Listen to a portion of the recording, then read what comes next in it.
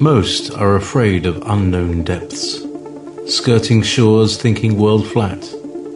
I'm with the island girls in celebration of new religion. Nobody led me or said this way. I sailed alone on makeshift raft with wind as companion.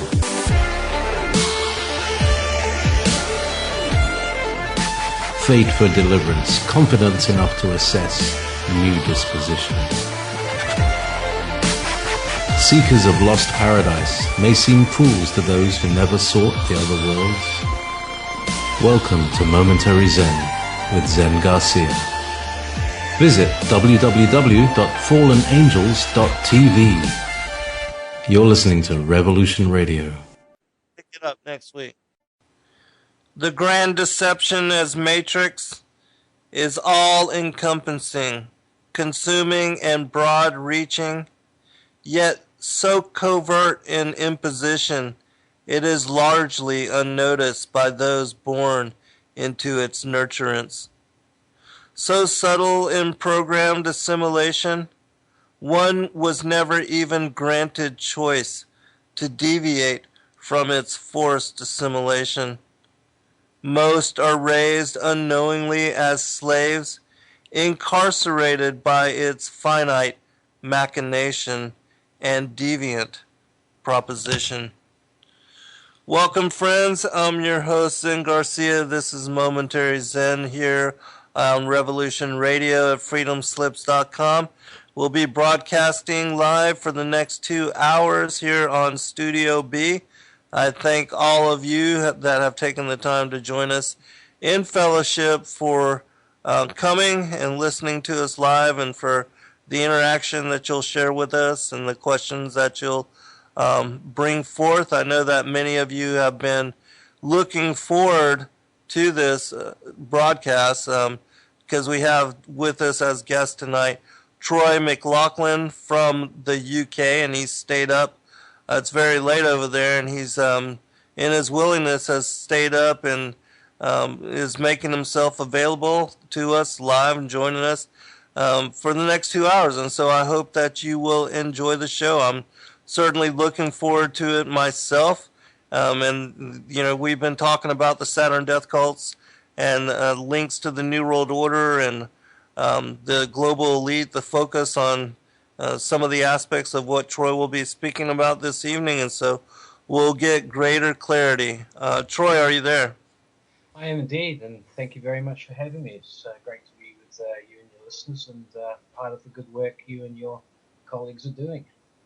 Well, we appreciate that as well. We try to bring forth the most interesting as far as subjects and topics to the listening audience, and I don't know if you've been on Revolution Radio before, but the listeners are very educated and very well researched in a lot of different topics and areas, especially as far as the esoteric goings on of world. And so they were the ones that brought your work to my attention, and so I'm glad that the show could come together and that we could, you know, I could learn from them as they learn from me, and that we'll all be learning somewhat from you this evening. So if you would, can you give out your website information, speak a little bit about yourself, as well as your books, the ones that you have available and where people can go to support you in that way? Well, I wrote the e-book, which is available on Kindle, the Saturn Death Cult, and it is accompanied by a website, SaturnDeathCult.com. The website basically reflects most of the contents in the book. So if you don't get the book, you will be able to certainly get the main thrust of the thesis that Saturn Death Cult gives out with regards to what I've written.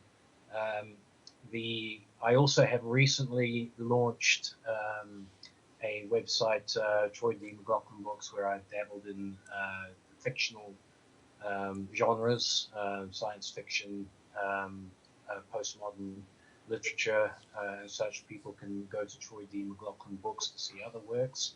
Included in those works is a kind of a prequel to Saturn Death Cult that I co-wrote with another renegade researcher, a guy called Ted Holden, in which we ask questions about the solar system that predate what is discussed in Saturn Death Cult. So that book is called Cosmos in Collision. There is a cosmosincollision.com website that people can go to, and yeah, it's basically been a busy last 4 years in terms of this kind of alternative research thinking. Okay, well, let's start with that. Cosmos in Collision, to kind of set the foundation for what we'll be going into as far as the Saturn Death Cult. And if you would lay the foundation for how it was that you were led to this as revelation, and what piqued your interest to begin to study on these topics. Okay, well, I guess it really starts as a teenager at university when I was studying ancient history, biblical topics. Hey, Troy, they're asking if you would speak get up? to be a little bit closer to your mic and speak a Sure. little bit louder. Thank you. Okay, how are we there? Is that better? Yeah, it sounds good to me. I just want to make sure that for the audience that they can hear you clear. Sure thing. Yeah, so I was at university in New Zealand, where I was brought up, and I was studying Egyptology, Syriology, biblical topics, and so on, and not doing very well at it when I came across a book in the library by a gentleman called Emanuel Velikovsky.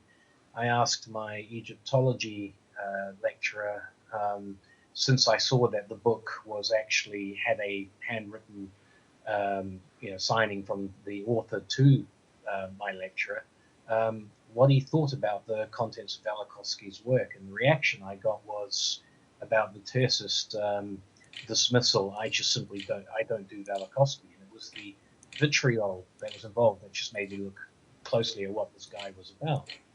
And Velikovsky, of course, was the infamous scientific heretic of the 50s, the 1960s, who propagated a theory of mass planetary catastrophe, and which entailed an entirely different scope of history, a total rearrangement of historical chronology, which was rejected at the time, by most people. Since then, and since I left university, I've kept tabs on this growing topic. It interested me, but people have taken Velikovsky's baton and run with it, and there are people such as Dave Talbot, Dwadu Cardone, Cochrane, writers of that kind who have developed theories that are based on Velikovsky's ideas, looking at comparative mythology and the history of the planet.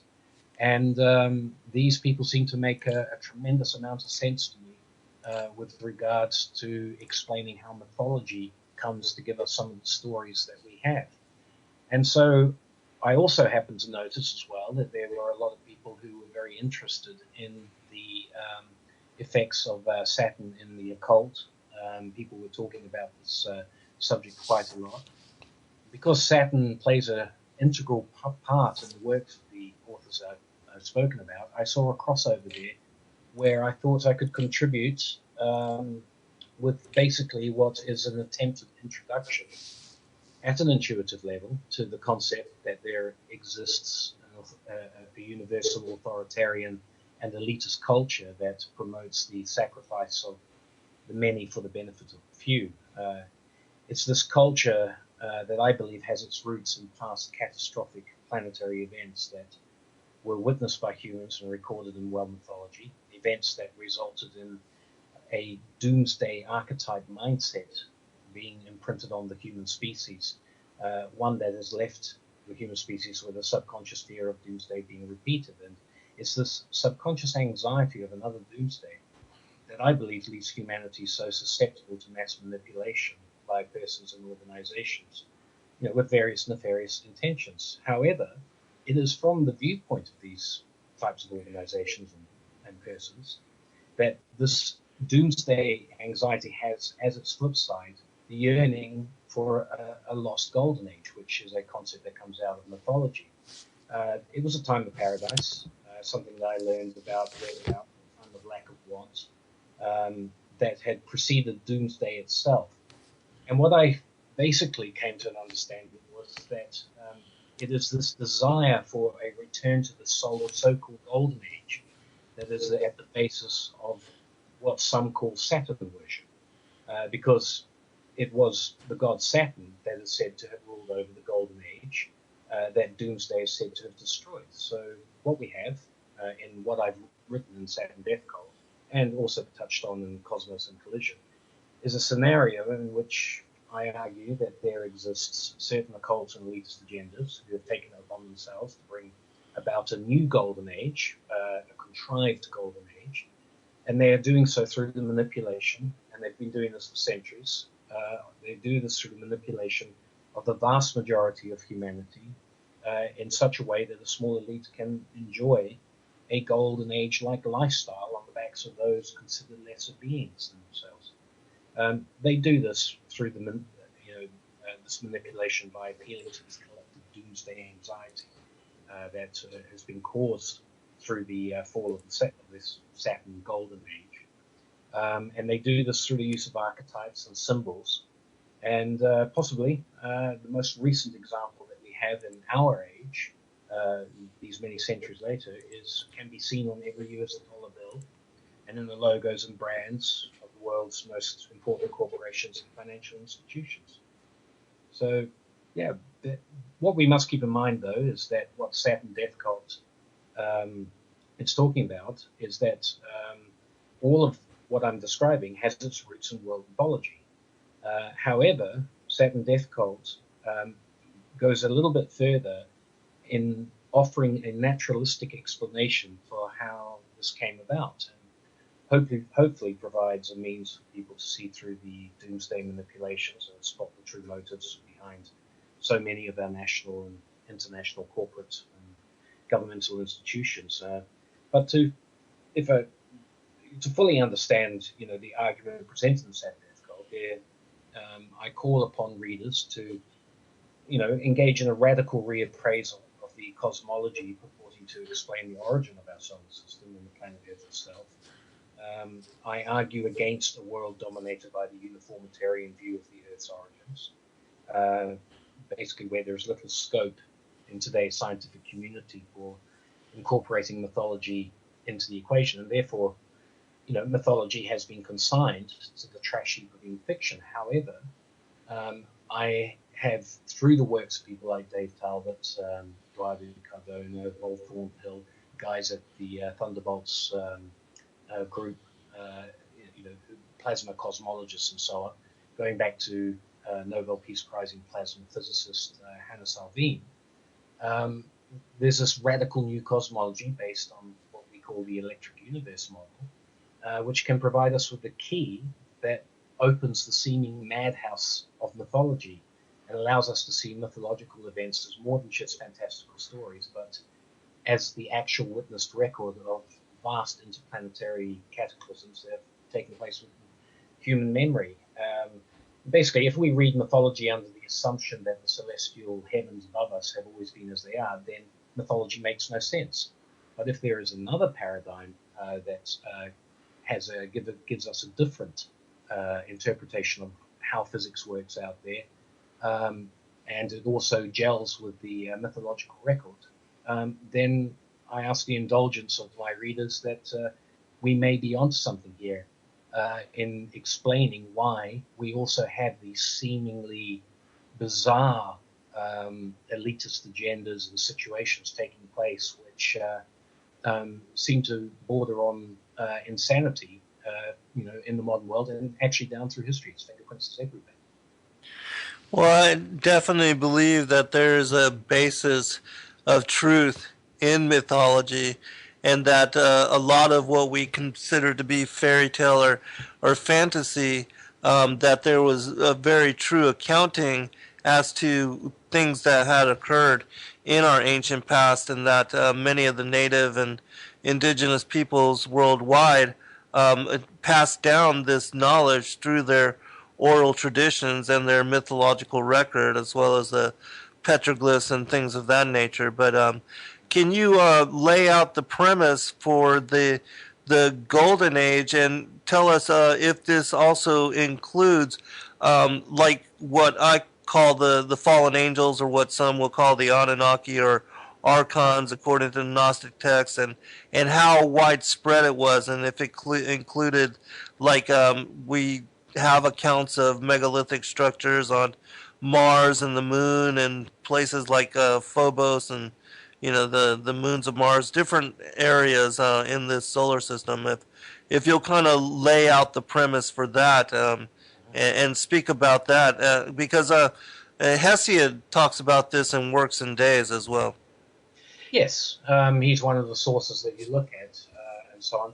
I think, essentially, people have to grasp the idea that it's quite possible the ancients experienced a vastly different sky, a frightening sky to the one we see. And unfortunately, in our academic world, as far back as the 1800s, we had classical academics and scholars who, such as John J. O'Neill, for example, who basically would read mythology with all these names that had been attributed to planets and so on. They would look out their window at night or during the day, and they would not see what mythology was telling them. And so they contrived this idea that mythology basically was just purely an invention of the human psyche, and it just did not match the heavens as we see them. Now, the reason they did this was mythology is absolutely replete with references to an original sun that basically was stationary in the celestial north, above the earth. Now, that celestial body is named as the god Saturn, and is named as the creator force in so many mythologies. I mean, I've got lists of the equivalent Saturnian god in various cultures that I could go through. But if you look through the various cultures of the world, they all have a Saturn equivalent. And this was said to reside in the celestial north. Now, guys like John J. O'Neill look out their window, and they couldn't even see Saturn, let alone as a sun. It was this pinprick of light that you would catch every now and then, right on the outer. It's one of the dimmest of the 5 planets that can be seen with the naked eye, and it made no sense to them. So what they did was they talked about sun worship. So we have a lot of misidentification, particularly when it comes to Egypt, studies in Egyptian culture and so on, where what was attributed to Saturn, and particularly the planet Saturn, as living in the North Polar area, was transferred to this east to west sun that we can see today. And as a result of that, of course, mythology started to just become incomprehensible.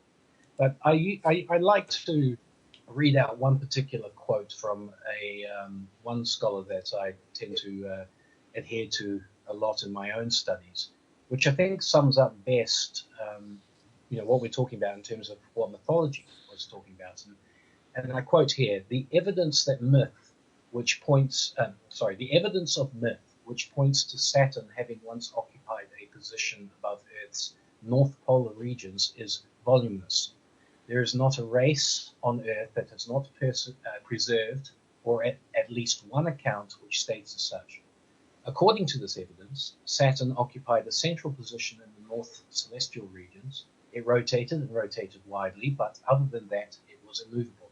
That's what Eduardo Cardona wrote back in 1978 when he took up the baton of Velikovsky's first theories. And yes, the evidence of a polar sun, a sun that shone at night, is what the Saturn Golden Age is all about. There's this warming light presence that sat for a long time at a position which we now identify with the pole star. Of course, this is completely preposterous as a solution to mainstream scientific thought that believes that the Earth has roughly been where it is for at least 2 billion years in its current form. And, the solar system, the Earth is at least 4.5 billion years old. and things haven't really changed in terms of their positions with relative to one another.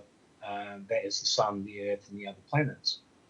However, what Saturn theory is proposing is that the mythologies can best be understood if one posits the idea that Saturn was a free-floating sub-brown dwarf star in its own right, with its own satellites, one of them being Earth, one being Mars, that was captured by the Sun, and that this capturing process actually took place within within human memory, and caused the very catastrophic events that led from this strange existence called the Golden Age, and of course there was a Dark Age, a Purple Dawn Age before that, but there was this Golden Age that was then disrupted by a doomsday into the worlds that we now have today, where after a series of cataclysmic rearrangements of the planets, we find ourselves in the current configuration that we all know today. Well, it's interesting because even like the Akkadian and Babylonian creation stories, they speak about the long ago capture of Nibiru, and how it was one of the Western satellite, or one of its moons, was brought into conflict with a planet that used to be where the asteroid belt now is, and that that the mythologies of the world capture this war between the Lord of Hosts and the dragon Tiamat, and that the destruction of that planet is what led to and created the asteroid belt, or what the Sumerians call the hammered bracelet. And so I do think that Velikovsky was onto something with his work. But in your study of mythology, and the going back into all of the research, you are you're saying that the or what Saturn used to be a light and was like a sun. I'm just trying to get a grasp on the way the cosmology was laid out. And then, if you would, can you also talk about the previous civilizations and the so-called gods, according to the Sumerian kings list, and how it was that they came to be on like the moon or Mars or other places, and anything else that you've come across in your research? Yeah, sure. The second part of the question is a little bit out of my remit as far as what I studied, and actually my co-author in Cosmos to Collision, Ted Holden, is a big one for these, particularly with regards Mars and so on. But in talking about trying to get people to understand this, I'm completely aware of how radical and seemingly preposterous this idea of captured, planets are, and that the Earth may have actually been alien to the solar system, in tow with Saturn. I understand that. So to give people an idea, first, the clue that we have is that if you look at the solar system, we have basically 8 recognized planets, and 9th ones for some people if you include Pluto. And these planets are supposedly have formed from an accretion disk that centered around our sun, and basically formed in the place that we now find them, and have carried on their way for billions of years. The problem with this is that when we look at these planets, if they all formed in such a way, they have such variable identities, ways of presenting themselves. For example, Saturn, Earth, Mars, they all have a tilt, which is on between the 23 and 28 degree tilt. Right. Whereas Jupiter, Mercury have an almost exactly the same, have a perpendicular orientation to the sun. It's almost exactly the same. This, of course, flies in the face of the idea of a gradual accretion disk model, where these planets, form in, as a homogeneous body, all on the same lines. Venus is particularly weird. It has retrograde rotation. We have a lot of problems with Neptune is virtually on its side. And of course, as you pointed out, we have this asteroid belt that Tom Van Flamden, I think it is, has done a lot of work in saying could have been planets and so on. What we see evidence for a salad bowl of planets, and the capture theory actually starts to make more sense. In terms of how this configuration of planets arrived and where they were. Where people start to get a bit edgy is when you say this kind of thing could have happened within human memory. Now, when it comes to mythology, where it all starts, mythology talks about a golden age, a time when there was no such thing as seasonal change, so on. There was a permanent harvest on the earth, and humans lived pretty well and got along very well. This is your archetypal paradise story. You find it in biblical texts, the texts that you've mentioned from Assyria, Mesoamerican texts, and so on. What a lot of people also don't realize is that in some of the more ancient cultures, there is talk of a dark primordial period that has no real beginning. In the biblical terms, we see that, in the beginning, God created the heavens and the earth was void and without form, and God hovered on the waters in the darkness and so on. And this all happens before a let there be light moment. And so what we find in lots of other cultures and so on is this idea of a primordial darkness. Now, it's not a darkness as a night. It's just a purple glow that they report, sort of a twilight, a permanent twilight that they had. And hovering above this twilight, fixed in the north, was a dull orb that was a weak sun. And in mythology, we're led to understand that it was this weak sun that would suddenly flare up in what would be called in the Bible the let there be light moment, and basically bathe the world in this brilliant glow, and then proceeded to bless the world with the golden age at that time, only for that Hold on, sun Troy. to be Hold that dispelled. thought. We'll be right back. At the first break. Hold on. Okay, welcome back, everybody. I'm your host, Zen Garcia. I have as guest with me this evening Troy McLachlan from the Saturn Death Cult website, and I did post a link to his site in the chat room. We will be opening up for phone calls after this segment. Just want to give Troy a chance to set the foundation for the rest of the interview. Troy, if you would continue on with what you were talking about as far as setting up the cosmology and the golden age, and also if you would tell us when it was that they began to institutionalize the whole matrix, the enslavement, and their attempts to assert power, as far as the New World Order.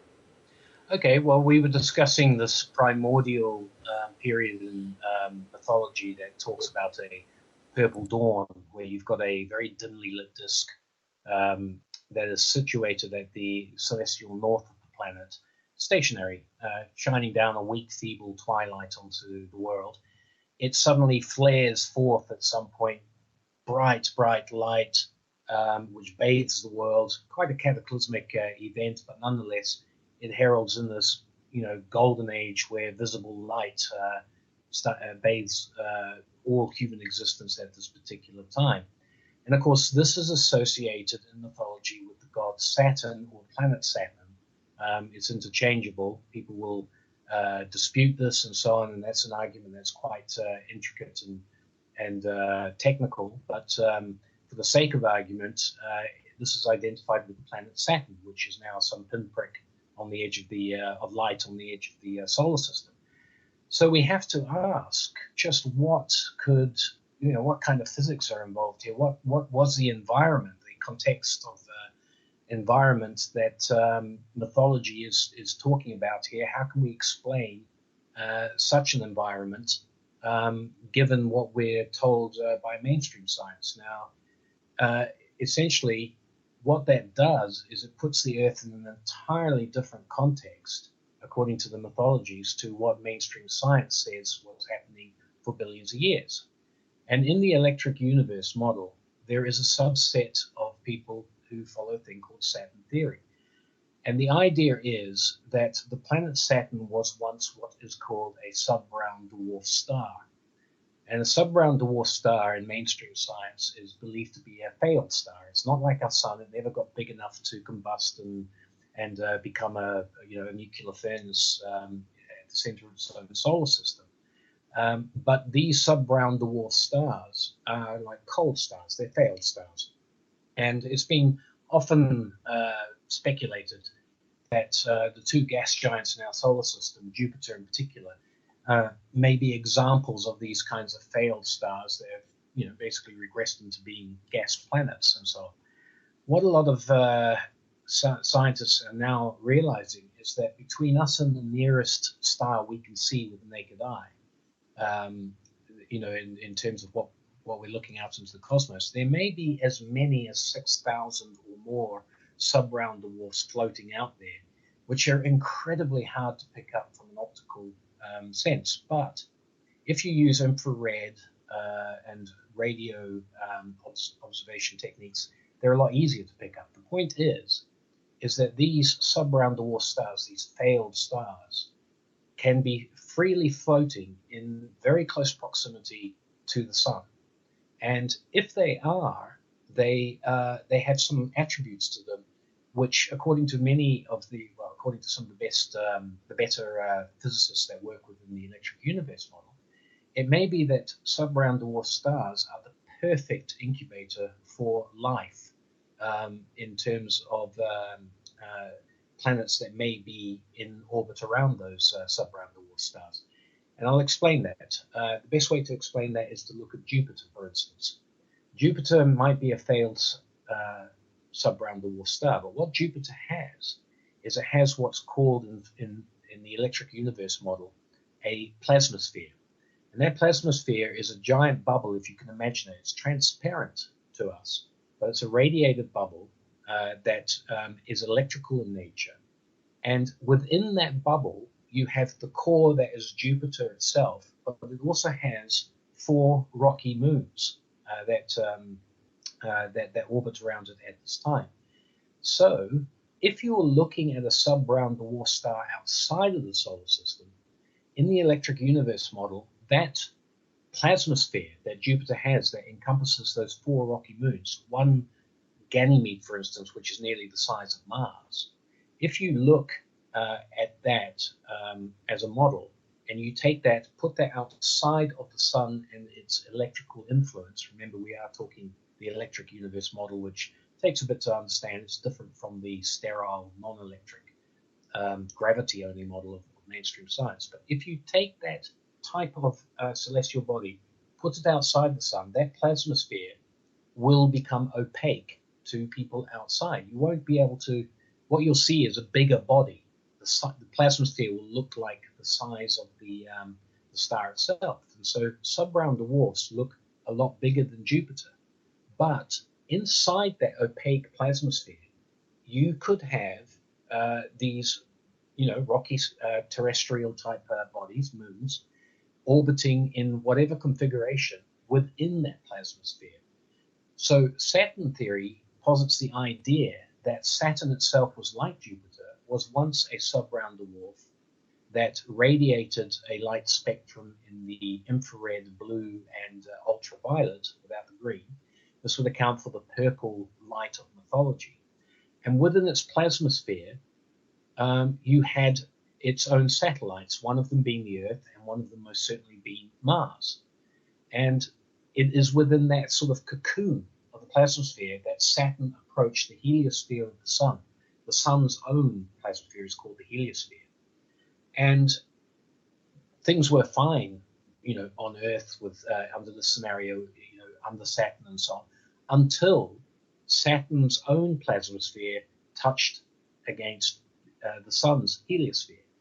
And that set off a catastrophic chain of electrical events that saw basically the sub-brown dwarf star flare supernova-like. And this, of course, is the the catastrophic "let there be light" moment on the Earth that basically heralded the beginning of the so-called Golden Age. Now, during this Golden Age, if you look at the mythologies of particularly Mesoamerican mythology, is a very interesting thing to look at. They often talk about the non-existent sun, then the distant sun, talking about our current sun, all the time in an environment where to the north you had this purple light that bathed the northern regions, but you had this distant yet growing light coming from the east, setting in the west, as we now know, the Earth rotated, while it was in orbit with Saturn. And the reason that happened is that when the two plasmaspheres, the sun's plasmasphere or its electrical field, touched Saturn's electrical field, it turned the opaqueness of that electrical field around Saturn into transparent. And the incredible thing there is why we have a golden age is because the let there be light moment was the first time that the inhabitants of Earth were able to see the greater cosmos, the stars, so on. This was an absolutely incredible moment for humans living on Earth at that time, because what essentially happened was this was the first time that humans were able to calculate the actual passage of time. Now, I have to explain that when you're in a sub-round Wilson environment captured inside its plasmasphere that's opaque, no light is getting in from the outside. You're not seeing stars. All the light from your sub-round dwarf is trapped inside this plasmasphere, and it radiates uniformly around onto the satellite, whether it's the Earth or a moon or something like that. But there is nothing for anybody to actually grasp onto on a celestial basis that can give you the idea of the passage of time. When Saturn flared and lost its opaque plasmasphere and it became transparent, and from the people on Earth's perspective, you could see into the greater cosmos, suddenly you could see things that would allow you, things would turn in the sky and would give you that sense of time passing. This is why Saturn is, particularly in Greek mythology, Kronos, he's associated as the god of time. Now, the god of time, what that means is that time becomes the first measure that humans become aware of. The idea of weights and measures is inextricably linked to the idea of being able to tell time. It's the first measure, the idea I'll see you in 24 hours, I'll see you however they create that time. Before that, they couldn't do it under Saturn when it was dormant. When it flared up and the greater cosmos was shown, they suddenly had all these tools at their hand for telling time. That led to an explosion of weights and measures. There was still this abundance on Earth, so people didn't have to worry about scarcity of food, anything along those lines, and thus began a golden age of exploration, civilization that was, based around mapping out this incredible new world where time could calculate, where people could work out weights and measures, and people could engage in economy, they could engage in interaction with each other. What happened? Yes. I was going to just real quick, does this have anything to do with how they said that there used to at one time had been a water canopy or like a vaporous? Yeah, very much so. Okay, if you would to just talk about that really quick. Sure, it's not an area that I'm particularly well versed in terms of the chronology and so on like that. But the water vapor idea is quite simple. Sub-brown dwarf stars are copious water carriers. It's quite incredible. I mean, Saturn has massive amounts of water trapped in its rings and so on like that. But sub-brown dwarfs are associated with water. When you're inside a plasmasphere, okay, with a sub-brown dwarf, it's a lot of people who theorize on this, people like Alfred de Gracia and so on like that, they've looked at the idea that inside the plasmasphere, all right, not inside the sub-brown, the core of the sub-brown, the plasmasphere, it's a misty water environment. All right, you basically have water vapor that fills that void inside. it's this water vapor that rains and mists down on Earth that creates the oceans that we have. I mean, they recently landed a probe on a comet. They were convinced that comets provide water to the Earth and so on. They found that it wasn't the same type of water. They're back to square one in terms of mainstream science. What we're saying is that the Earth's water is bequeathed by its original sun, which was a sub-brown dwarf star. Sub-brown dwarf stars are known, this is not in dispute, to be copious water carriers. And that canopy that you're talking about is it's a legacy of their relationship with Saturn before the Earth's disrupting arrival. The sun's disrupting arrival. It's not that the sun arrived. Our arrival into the sun's sphere of influence broke that relationship, pulled that canopy away. Now, this golden age under these conditions, all right, where we've got this distant sun getting ever closer, but we still got this warming northern sun presence, bathing us in a radiating, beautiful light, great for agriculture, great for growing food, and such. Under the pressure of the sun, the electrical pressure, that was always going to be disrupted. And when doomsday happens, and you get the break between the connection between Saturn, Mars, and Earth in this configuration of planets, you also get the ensuing result is basically a cataclysm of floods. This is where Atlantis legends come from. It's the biblical flood is largely based on memories of these events. This is basically doomsday. If people look very carefully at even the biblical account of Adam and Eve being chucked out of the Garden of Eden, you will find that the seraphim or the archangels that are placed at the gates, that the original Hebrew root words are indicative of seismic activity, related to earthquake activity and so on, flooding. This kind of cataclysm is what marks the end of the golden age with this doomsday. Excellent. I wanted to ask you also because there's speculation and people have talked about how, and I wanted to, see how this fits into what you're talking about. Some people believe that Nibiru or Planet X, that it is also a brown dwarf star, and what are your thoughts on that? And as far as it having a part to play, like with the Kachina, the Hopi prophecies of the blue and red star Kachina in the Bible, it talks about the wormwood, and in the Colburn Bible, it speaks about the destroyer. What are your thoughts on that?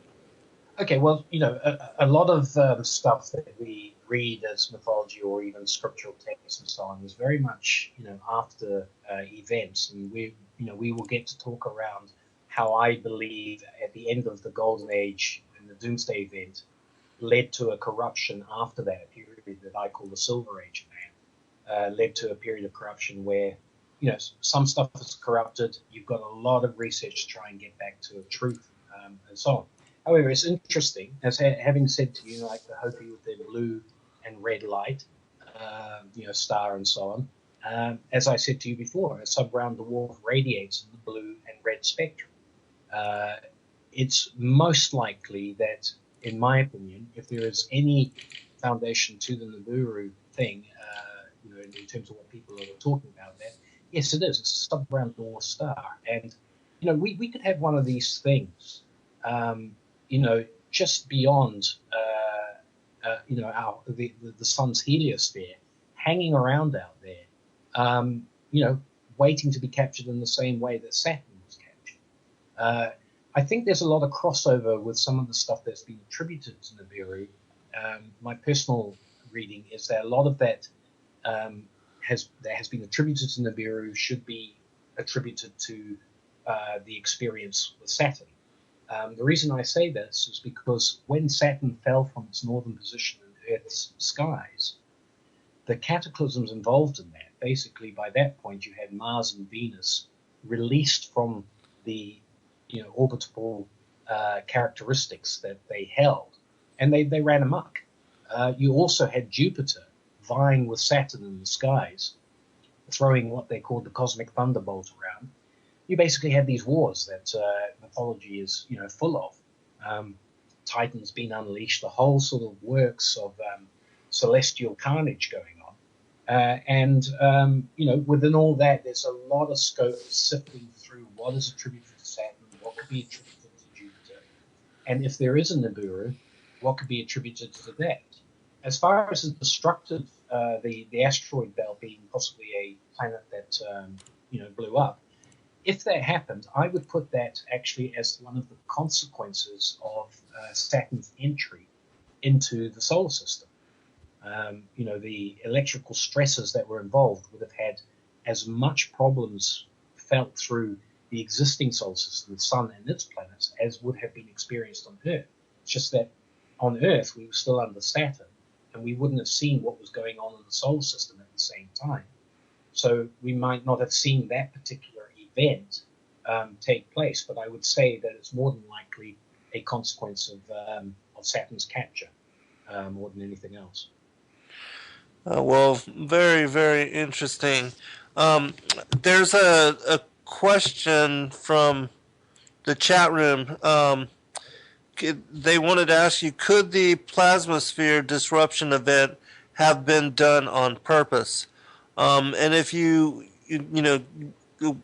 answering that, if you'll set the premise for what you were going to talk about with the Silver Age and how it was that the elites established these pagan religions, and also with the monetary system and how they've enslaved humanity utilizing that matrix. Okay. Well,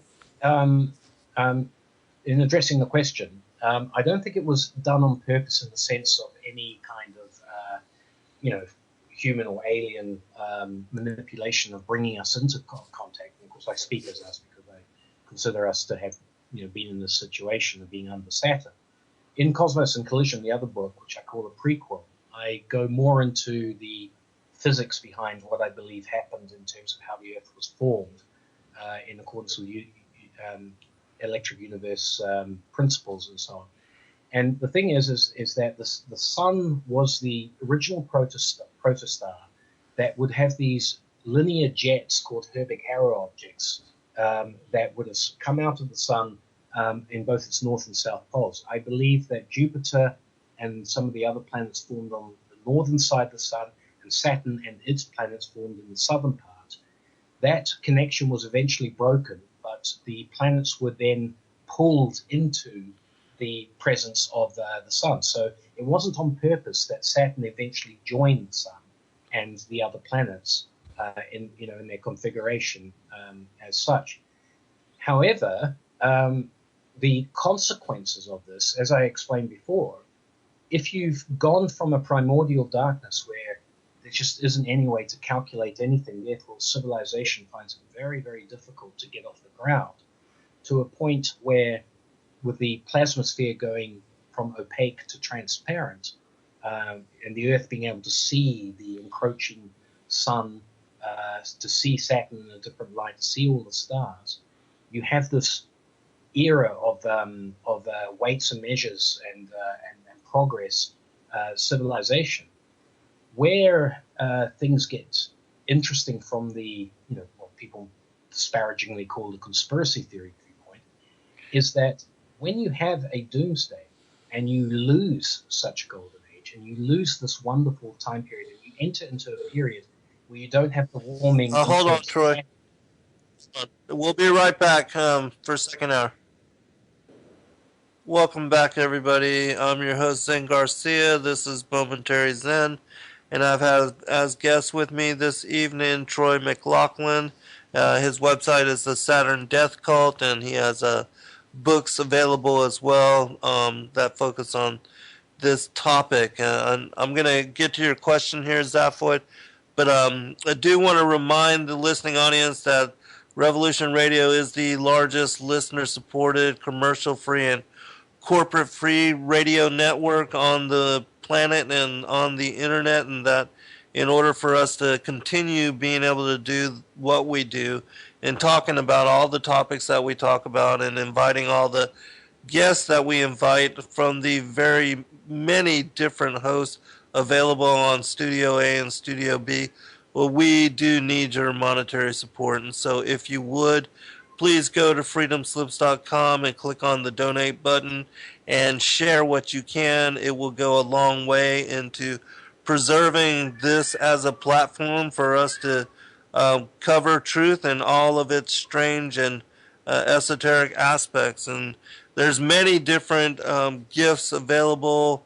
You can find them at freedomslips.com. The seed pack, the bullet drive with all the emergency documents, the non-GMO seed packs, the things like t-shirts and mugs. And also, if you are have your own business and you'd like to purchase a banner that will scroll on the website and announce your business, whatever it may be, that you can also do that.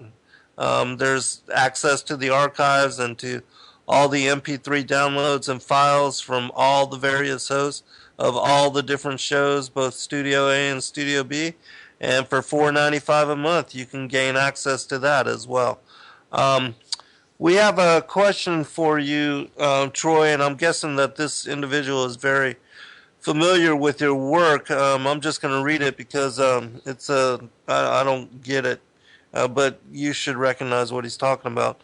The question is, are the Birkeland currents connected to the plasma event that changed the flow of time on a quantum level for the solar system? And what part does Orion play in all of this? And to add to that, if you could, can you speak about the Genesis 3, the description of the Nakash, the shining one, the which I equate to being connected to the worship of the feathered serpent worldwide. These dragon-like beings that are also called the seraphim angels, and also in what you were talking about with the oncoming Silver Age. Sure. Wow, that's a big question. I suppose we'll get back to what we were talking about before. Zen, do you want me to answer straight away that particular question? In whatever order, and however you feel best to approach it. Well, actually, your listener's question does pick up on a part of Saturn theory that's very important, quite technical. When he mentions Birkeland currents in the electric universe model, the idea is that the universe is 97% plasma filled. The material in the universe, 97% of it is plasma. And plasma, of course, is a superb conductor of electrical current. Now, Birkeland currents are those rope-like twisting filament things that a lot of astronomers are now picking up that can be, as long as galaxies, light years long, but also have been picked up, basically emanating out of planets, connecting planets with the sun, and so on. Now, they were discovered, or they're named after a guy called Christian Birkeland, a Norwegian scientist who, over 100 years ago now, basically discovered why we have aurora, which is those bright, you call them the northern lights and southern lights that we have on the planet. And the mainstream explanation for that is just simply charged particles interacting, with the sun, interacting with the Earth's magnetic field and so on. What Christian Birkeland showed was that if you take his Torella experiments, which were actual physical experiments that reproduced the aurora effects on globes, if you run an electric current through an object like the Earth or steel ball, you can, when you overload it with electricity, create aurora effects or plasma effects. He was rejected by mainstream science because they simply could not conceive of the source of the electricity that ran through. However, Hannes Alfvén, another Norwegian giant in the world of plasma physics, he conceived of what you call the galactic electric model, in which galaxies are just generally giant homopolar electric motors, and therefore the sun is merely a part of a giant circuit of electricity, which is then passed on through the Earth, and basically the means by which this is done is through plasma, and those plasma currents, or those filament connections, are what we call Birkeland currents. Now, in Saturn theory, your listener is alluding to the idea that a giant Birkeland current existed between Saturn and Earth. This would naturally, of course, in the electric model be the case. That Birkeland current, think of it like literally the big long piece of string, a wire between these two bodies made of plasma.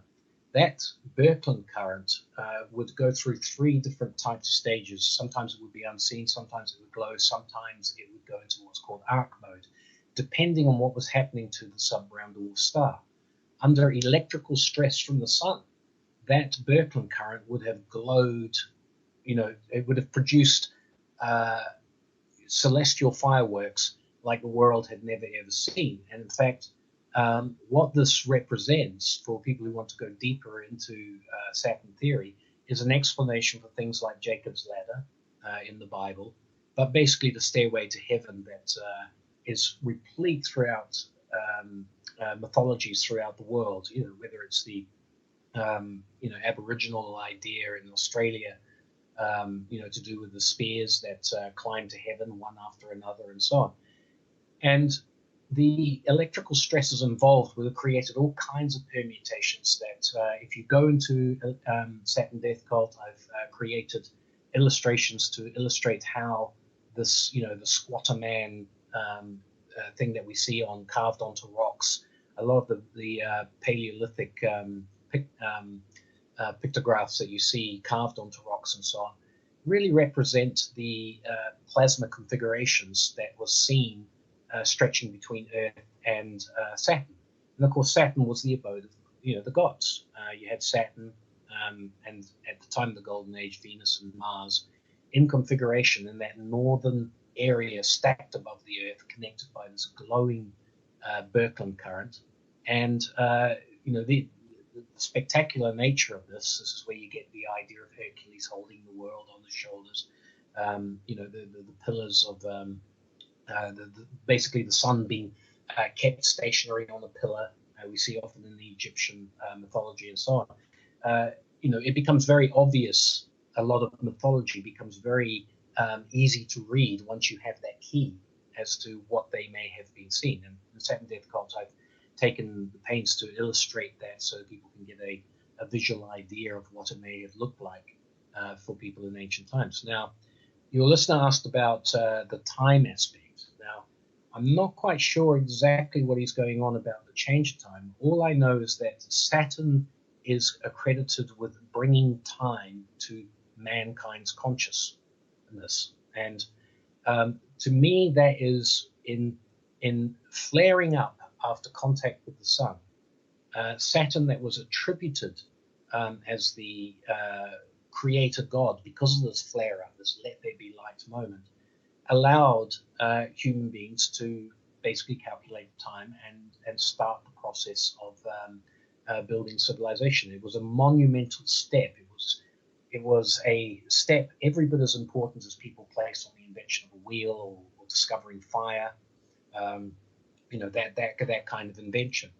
So essentially, getting back to what we were discussing before we went to the break, if we accept this cosmological explanation, this electric universe explanation for the mythology that we read, throughout the world, different cultures and so on, we can see how the Earth has gone through this process of being in a darkened purple dawn cocoon to being bathed in a sudden flaring of light that opens humanity's eyes. A cataclysmic event, the survivors, would have had to pick themselves up, introduced to an entirely new visible world that starts to experience day and night while Saturn still glows at night. That's why it's called the midnight sun. You know, a lot of religions talk about this midnight sun. And then humanity experienced the fall of of Saturn from its position in the north, which became, was basically recorded in mythology as the doomsday event. And it is with the doomsday event that really the Saturn Death Cult, with its lurid title that evokes images of, human sacrifice and so on like that. This is where things begin, because the survivors of doomsday would have remembered what it was like under the Golden Age, eternal harvests, true measures, all this sort of thing that make for a good life, so to speak. Suddenly they were presented with a world that had seasonal variation, and with that came scarcity. Crops didn't grow, and winter was experienced on a seasonal variation scale, and as a result of that, there would have been a yearning. We had it, a lot better back in the times of the Golden Age, and priesthoods that evolved at that time tried to at least maintain the weights and measures that came out of the Golden Age, which started with being able to tell time. And it was with the weights and measures that humans could combat the scarcity in the earth, this thing that the Bible talks about, how after the fall of Adam and Eve, they had to, by the sweat of their brow, they had to make the earth yield its fruits. It's through weights and measures that human beings would be able to create systems to combat scarcity through economic development and so on.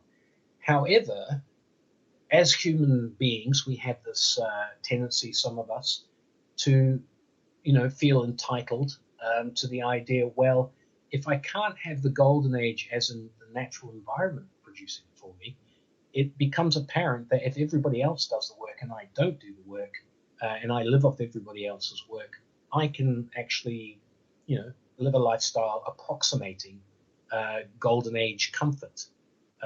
But the trick is I've got to get everybody else to do the work for me.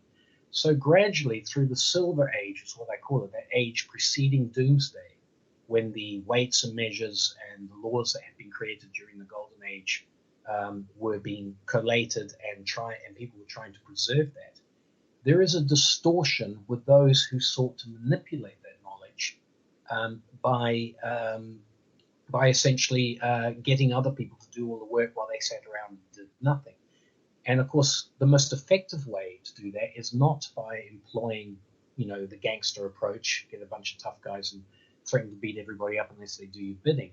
The most effective way to do that is to con everybody through the use of diverse weights and measures. It's to distort the weights and measures that people trade with in such a way that you always benefit through no work at the expense of people doing all of the work. And this is why Saturn Death Cult ultimately leads into the idea that the age-old problem that we have on this planet, stemming from doomsday and the loss of the Golden Age, is best seen in the manipulation of currency and money in what we call the financial system. And that interest and usury is the ultimate distortion of weights and measures in one of the most important things that humans can use to basically make the earth yield its fruits.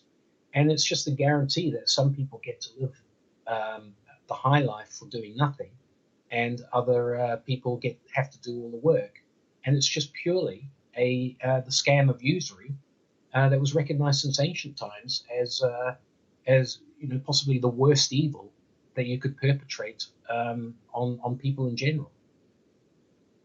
Are you there? I apologize, I had it on mute, but I absolutely agree, because it's their creation of money out of nothing, and then they're lending it at interest to everybody and tying them into that system that has basically enslaved everybody, as I had made mention in the beginning of this show when I read that poem. Exactly. But talking about quickly before we go on to the this system, and talking about how it basically enslaved the world. I wanted to get your thoughts on the biblical Nakash, and if all of because a lot of the pagan cultures worldwide that worship a pantheon of gods and goddesses, the rebel angels, they worship a feathered serpent, and the feathered serpent has something to do with the mythology that is associated to the ancient dragon. What? Because I know you're very well versed on the biblical scriptures as well, like Revelation 12, where it talks about that ancient dragon, that old serpent known as the devil and Satan, who has deceiveth the whole world, and how most of the pagan world, back in the prior times and even now, with the New World Order elites worshiping Lucifer, the light bearer. I'm going to take this call, but I'm going to finish my commentary. Hold on one second. Hold on to your thought, caller. I just want to get Troy to answer this, and then I'll give you a chance to answer or comment. So if you would, Troy, can you address that as far as what I was just mentioning? Okay, so just to be certain, my end, the Nakash, you were actually talking about the serpent that appears in the book of Genesis, correct? Right. Okay, so my understanding of the Hebrew interpretation of the Nakash is that it can also be basically the enchanting voice.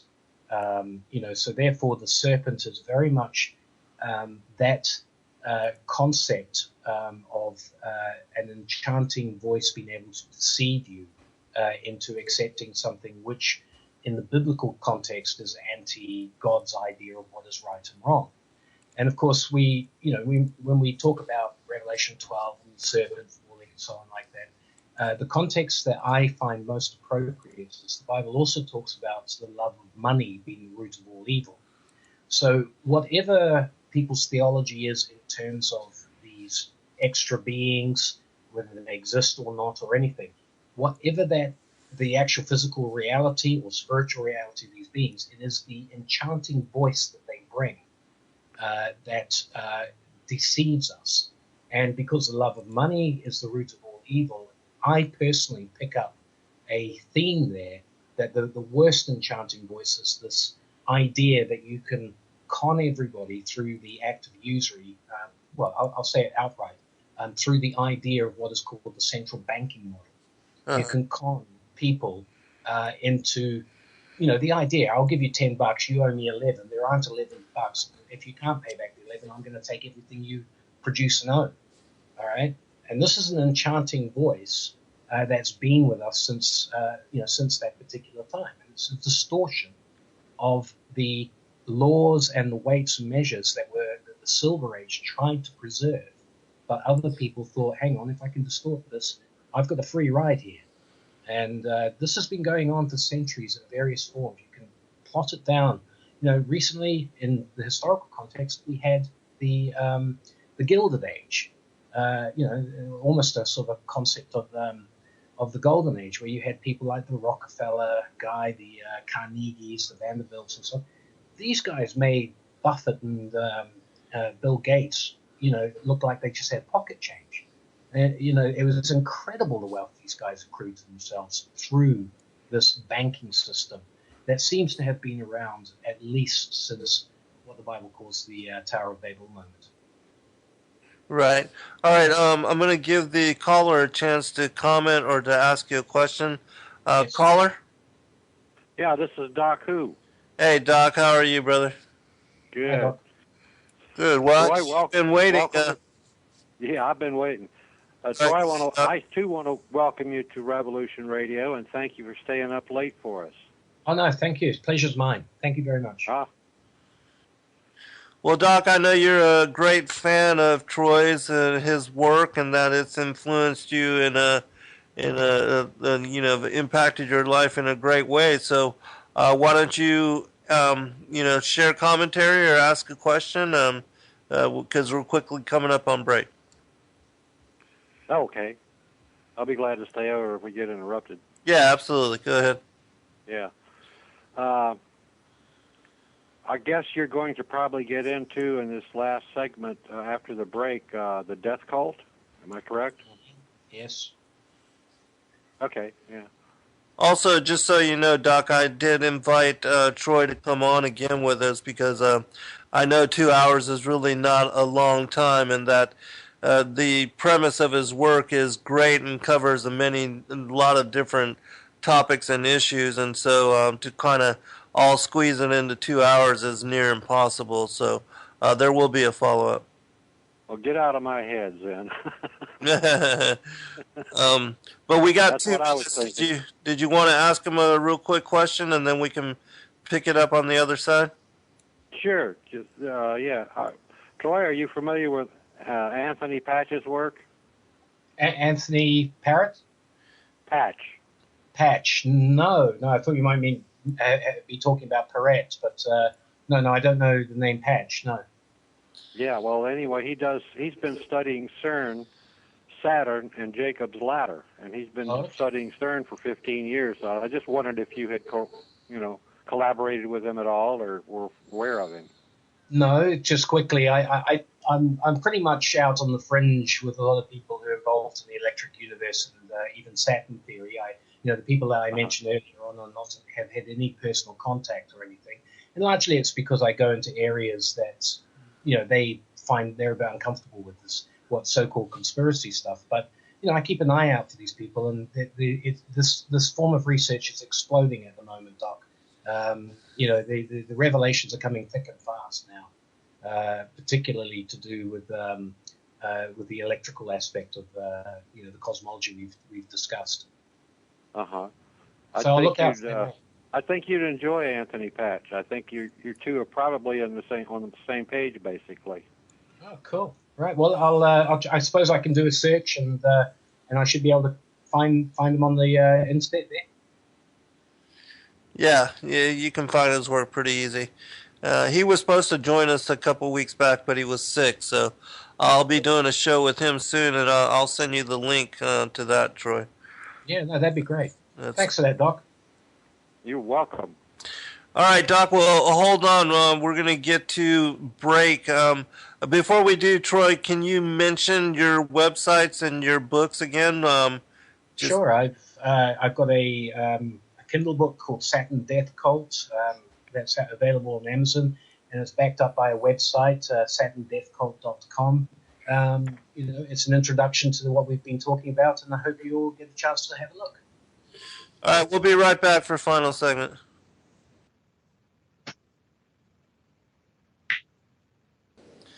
All right, welcome back, everybody, for final segment. Wanted to ask you this question, Troy, and then I'm going to turn it over to you to kind of set up the premise for this last 30 minutes. But I wanted to ask you if you had ever considered that the sons of Cain as the tares, that they were different, and that because they weren't able to farm the land and to till the soil and to have it produce for them, that's one of the reasons why they stooped to covert measures in asserting the New World Order and utilizing things such as usury.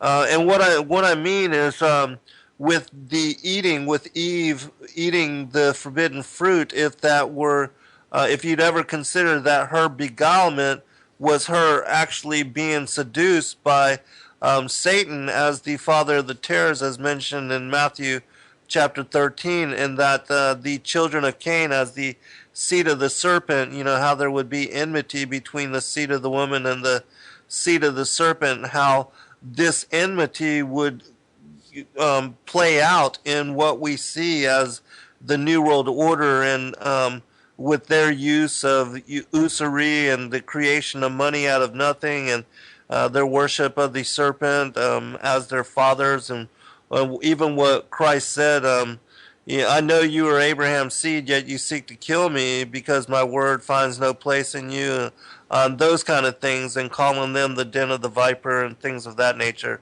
If you've ever heard of that or ever thought about it in that way.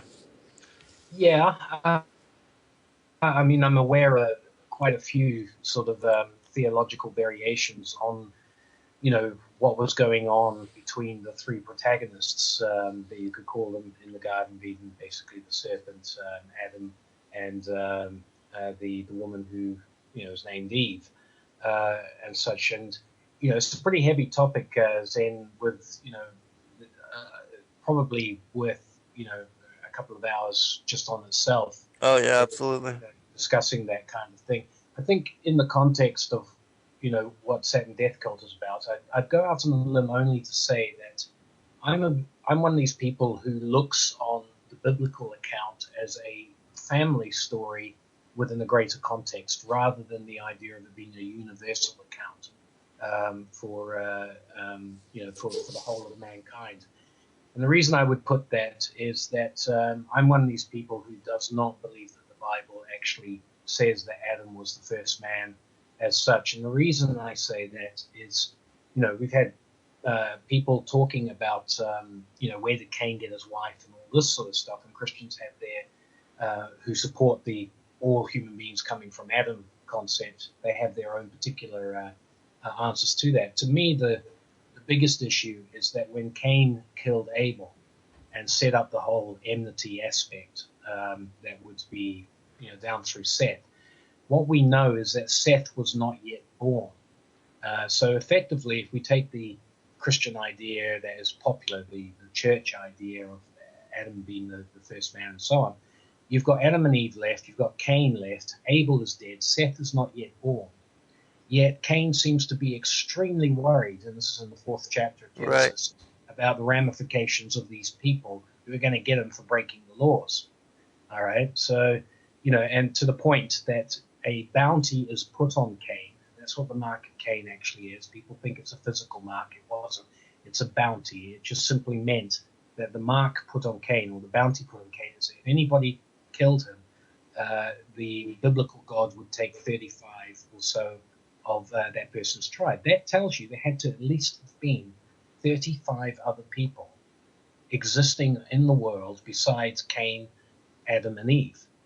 All right? So, in my opinion, the Bible, we get off on a wrong foot if we look at the Bible as a world book, a universal explanation. Instead, we need to read it as the experience of one particular group as they march towards this destiny of confrontation with this idea of financial slavery, this idea of what becomes in the Bible the battle between Jerusalem and Babylon. Mm-hmm. Right. Babylon represents that particular. There's plenty of people who could make a case for Cain being Sargon of Akkad, who the historical character who was the founder of what would ultimately become Babylon. But what from my own perspective, the idea, and this is always important to me, what is the idea behind whatever entity I'm dealing with? What are their ideas? That's where the power and the destructive aspects rest. And the idea of financial slavery through the concept of usury, which has been refined down to the modern age, what we call the central banking system, is truly the most destructive aspect of what people call the devil or fallen angels, or just straightforward people who want to manipulate the rest of us into giving them a free ride, a golden age of their own.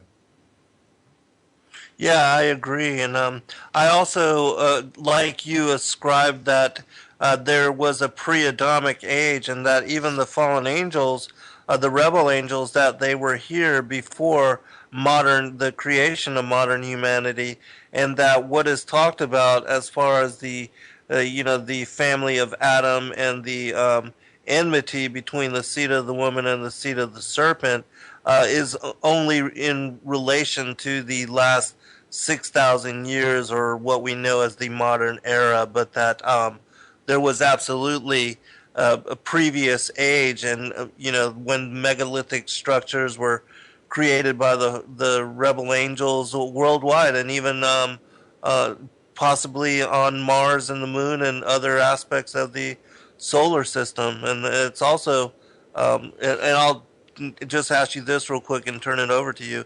But I believe that the Jeremiah 4, chapter verse 23 and on, when it talks about the destructions, when at a time when there was no man and all the cities of the wilderness were destroyed, that had something to do with a judgment against the rebel angels as well in a pre-Adamic age. But yes, definitely. Jeremiah chapter 4 uses exactly the same language that we see in the first verses of Genesis chapter 1. yes, And basically it's that void. right. But it's a void. It's basically the aftermath of the destruction of something that went before. Exactly. And this is key to understanding the Bible.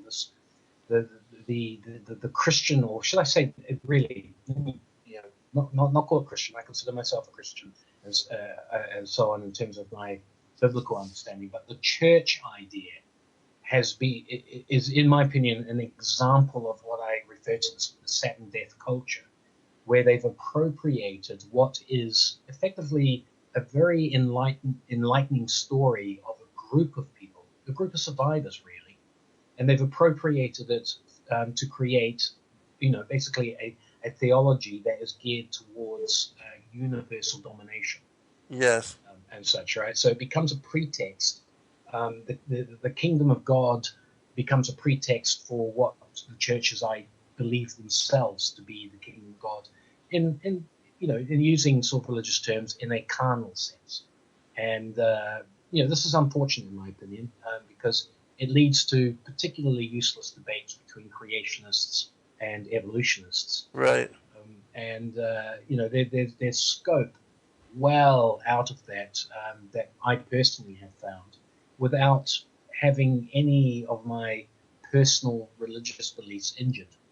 By that, I can go into mythologies, I can look into things that many Christians would almost put down to, a form of devil worship or something. Right. But to me, it's a form of knowledge, and depending on your willingness to do the research, to use that brain, that basically sets you up for, I think, a very exciting journey into what has gone before.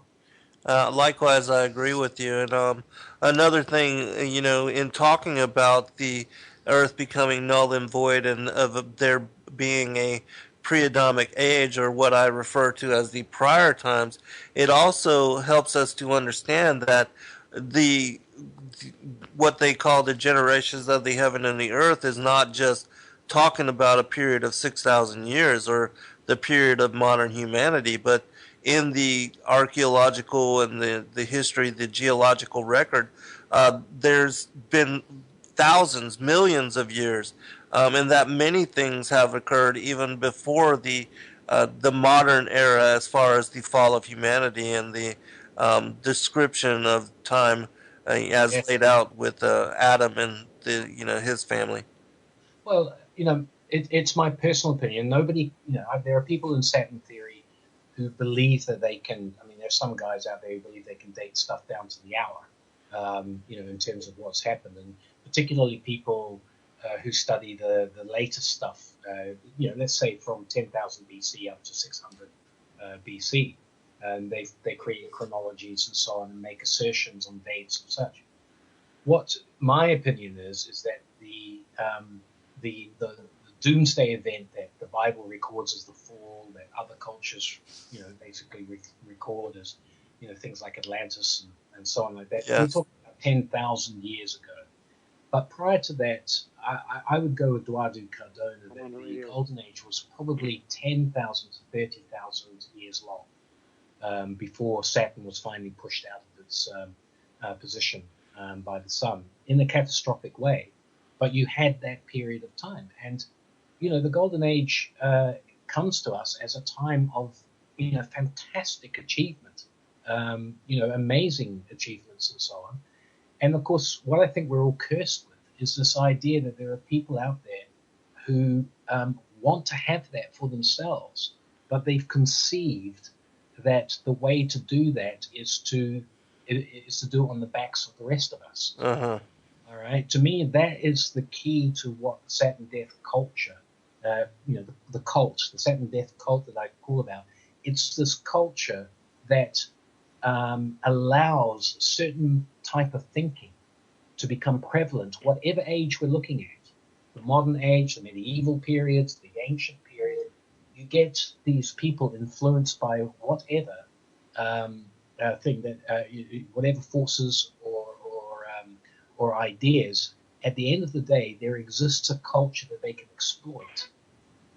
And why it's called a Saturn Death Cult is because it's based on monopolizing scarcity. And when you monopolize scarcity, the threat of death hangs over you. If you don't do this, you don't get to live. And the usury mechanism, the financial the debt money system that has been in effect at various times through history absolutely guarantees that somebody in society always loses. And over a period of not more than 70 to 100 years, when a system like that is put in place, it seems great at the beginning, and it just builds and builds until you get to a point where more people are plunged into poverty, death stalks them in terms of their ability to survive. And, in my opinion, we're pretty well much at the end of one of those 70 to 100-year cycles. Absolutely. It seems like we are at the end of what, the way that it is can really sustain itself, that they have been planning on collapsing this system and bringing something new, the order out of chaos, and that we are quickly reaching that point. Also, Troy, if you would, can you comment on the way that you said that when we got to the point where they let there be lights in the firmament of the heaven to divide the day from the night, and all that was being able to be seen, and that we were using the time and the movement of the, keeping up with time and the seasons, and that the priests were able to manipulate that as far as the equinoxes or solstices or eclipses or whatever, to incorporate into their religions the demand for blood, victim, child sacrifice. Can you comment on that and how that became incorporated into it as well?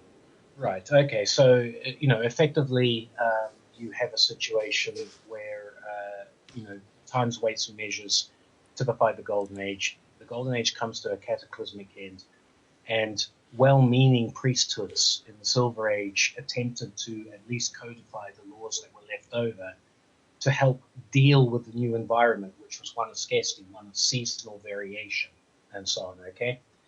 The thing about the way that they coded things, which was the mythological way, was it produced stories in which the celestial battles between the planets were represented in ways that you would call being anthropomorphized. They were almost given human personas. And of course, the really horrendous aspect of where the distortions in these priesthoods come about as they approach what would be called the Bronze Age, the age of war, mankind believing it can be its own god, so to speak. It can take the role that had been attributed to Saturn. The key to understanding that is that the stories talk about Saturn having tried to devour his own children, and this is attributed as an aspect of royalty. Now, in terms of this grand mythology that's there, you've got this horrendous sounding idea when anthropomorphized. It sounds like an act of cannibalism. In terms of planetary movements, it's an entirely different picture, but this is the way they chose to represent it. And the distortion takes place, if you remember at the beginning of our talk, we talked about the doomsday anxiety that exists amongst people. Right. And basically, the yearning to get back to a golden age is also a yearning to get back under the protective umbrella of Saturn. All right. So if you have a group of people aspiring to leadership, wanting to manipulate the masses underneath them, you have a situation where these people are looking for something to give them the authority in the minds of people, and they play on that doomsday anxiety by equating themselves with the authority of Saturn. Now, that doomsday anxiety is played upon in the form of these stories where the leading groups that take leadership roles, the kings, the people who come into power, bestow on themselves attributes of Saturn. And one of them is, of course, the horrific idea of devouring one's own children, which then becomes, in some cultures, the almost unbelievable concept of human sacrifice, child debauchery, and, of course, the sex cults, the sex magic cults that we see, every now and then being exposed. Right. The pedophilia. Yeah, the pedophilia and things of that nature. Oh, yeah. This is where you start to get into where things, get horrendously real for people. We're living in an age now here in Britain. They've got investigations into Westminster Parliament. I mean, this is like the White House and Congress in America being investigated for pedophile rings, and it's quite incredible how the establishment are dragging their heels on this stuff. Right. But rumors have been around. You get guys like David Icke who've done a fantastic job in exposing the stuff when it wasn't popular to do so. And slowly but surely, people are starting to realize how sick and how long this kind of stuff has actually been going on. And it's a distortion of an understanding of what it was when Saturn the planet ruled. And this distortion has evolved to become control mechanisms to keep us in fear and to give power to people who promise to save us from doomsday. Yeah, it's absolutely. And Troy, definitely we'll set up a time in a couple weeks or maybe a month or so when I have another opening. And if you would, sir, we would most certainly enjoy you coming on to elaborate on what we're talking about now and to catch the story up and to give you time to continue on taking it from the Silver Age to where we are now. But let me give Doc, I want to give you a chance to comment, and then we're going to go to Troy for final comment. We're about 4 minutes out before the end of the show. Well, again, Troy, thank you very much for your time and your research and your knowledge and your willingness to share it. And I think I speak for just about everybody on this network that we appreciate it deeply. Oh, it's my pleasure, and it's it's an honor for myself to be able to be invited onto these shows. It's shows like this that are doing great work in getting this kind of stuff out and opening the minds of people. So more than a pleasure of mine to be a part of it. Well, I'm spreading your work. Well, thank you very much.